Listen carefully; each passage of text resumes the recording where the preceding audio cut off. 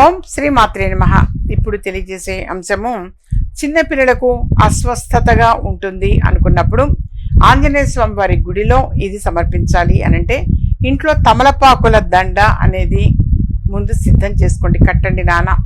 చిన్నపిల్లలు వాళ్ళని గనక గుడికి తీసుకొని వెళ్ళేటైతే ఆ పిల్లలతోటి ఆ తమలపాకుల దండ అనేది అక్కడ ఇప్పించండి. ఆ పంతులు గారికి ఒక ట్రైనో ఏమో పెడతారు, అక్కడ బాబు ఆ పాపనో ఎవరితో వాళ్ళతోటి అస్వస్థగా ఉన్న వ్యక్తితోటి అక్కడ సమర్పించమని చెప్పండి.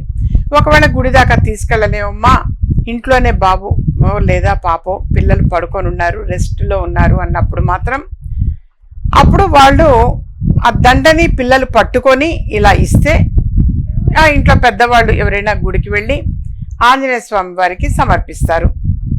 ఆ పంతులు గారు ఇలా దండ అనేది సమర్పించి కొంచెం సింధూరము అనేది తప్పనిసరిగా తమలపాకులో పెట్టిస్తారు. తమలపాకులో పెట్టించిన తర్వాత ఆ సింధూరాన్ని ఆ పిల్లలకి సింధూరాన్ని పెట్టాలి. కొంతమంది పిల్లలు అర్ధరాత్రి జడుచుకుంటుంటారు, లేదా అర్ధరాత్రి లేస్తారు, ఉలిక్కి పడతారు, లేదా డే టైం అంతా బాగుంటారు, అర్ధరాత్రి పూట కొంచెం అస్వస్థత అనేది ఏర్పడుతుంటుంది. అలాంటి సందర్భంలో ఆ అర్ధరాత్రి సమయంలో గుర్తు పెట్టుకొని ఆ సింధూరాన్ని వాళ్ళకి పెట్టాలి. నుదుట కొంచెం ఆ విధంగా పెట్టారు అంటే మాత్రం ఇలా హృదయం మీద కూడా పెట్టవచ్చు.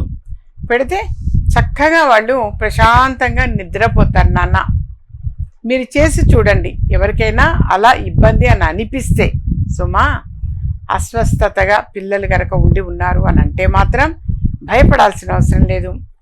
స్వామివారిది ఈ విధంగా చేశారు అని అంటే మాత్రం డెఫినెట్గా వాళ్ళే చాలా త్వరగా కోలుకుంటారు, చాలా త్వరగా రికవర్ అవుతారు.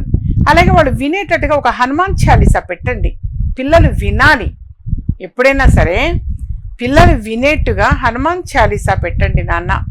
అలా పెట్టారు అని అంటే మాత్రం పిల్లలు చాలా త్వరగా రికవరీ అవుతారు.